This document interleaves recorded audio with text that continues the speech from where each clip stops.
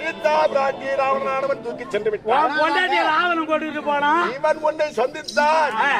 ஆமா, நீயும் மனைவியை இழந்திருக்கிறாய், நானும் மனைவியை இழந்திருக்கிறேன்.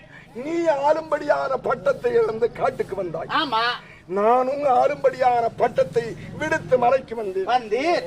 ஓ நிலைமையும் என் நிலைமையும் அவன் பொண்டாட்டியை தூக்கிட்டு போனான உங்ககிட்ட சொல்லி இருந்தா எம்மா நேரத்துல கொண்டு வந்து அத சொன்னானாவா? அரக்கனோர் அழிவு செய்தால் அழிவனோங்க அதற்கு வேறோ குரக்கரசரை கொல்லென்றும் மனுநெதி கூறலுண்டோ